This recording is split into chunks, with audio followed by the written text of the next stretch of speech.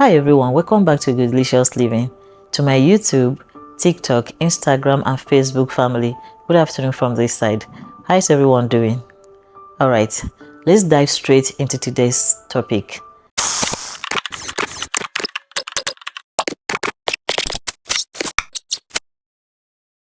What if I told you that our health is not only influenced by lifestyle, what we eat, how we prepare it, how we eat it, when we eat it, but also what we prepare it in? That is why today we'll be talking about our cookware. Over the years, cookware has evolved. Our parents used clay pots. I met my parents using clay pot. Later, it was upgraded into aluminium, stainless steel, cast iron cookware, and today we have been upgraded into non-stick cookware. And to be honest and fair, non-stick cookware are convenient. That is why most of us are leaning towards it. But before I continue, I would like to share my lived experience as always. Some years back, myself and my daughter decided we're going to upgrade our kitchen. And so we went for the non-stick cookware. We never knew that there were qualities and brands that you could trust. So we went for that black one that has a transparent glass-like cover, very black inside, with 2 lines at the back. Okay, we got that one. To us, that was a very good upgrade. So a few weeks into using it, I discovered that the inside was not looking as dark as it was looking the first day, and then I started noticing some lines, even though they were not very visible. But to me, something is changing. Why is this thing looking like it's fading?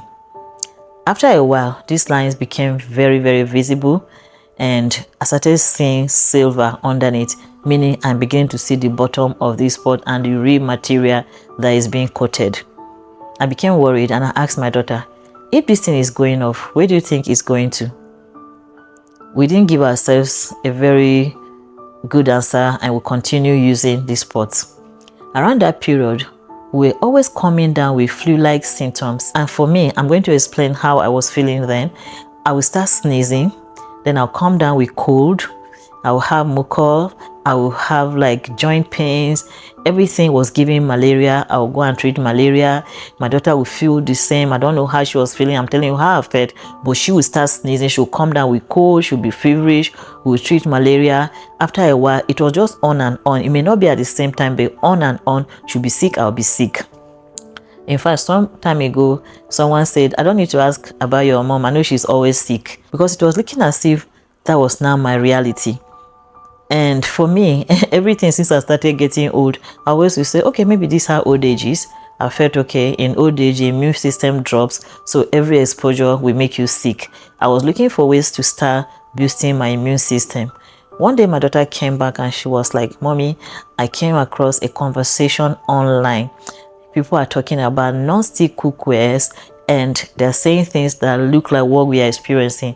So I think we should stop using this non-stick cookware. Out with the new, in with the old. Trust me, we went back JJ and started using our pots, and to be honest, everything stopped. Now I cannot prove scientifically or medically that these symptoms will link to this non-stick cookware, but this is a pattern we experienced and it stopped after we stopped using the non-stick pan. So it is only reasonable that I begin to think along that line. And since then, I've been paying particular attention to these things. So have you ever seen a non-stick pan that looks like this? Like this? Like this? Or are you using anyone currently that looks like this? Then have you asked yourself, where has this paint gone to? And have you tracked your body to know if you have been experiencing something you have not been experiencing before?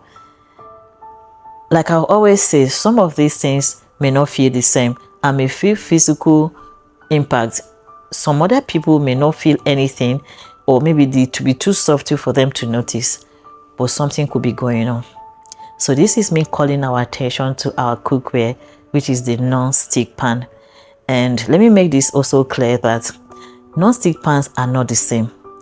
There are some brands that can be trusted, but for me, I'm already scared.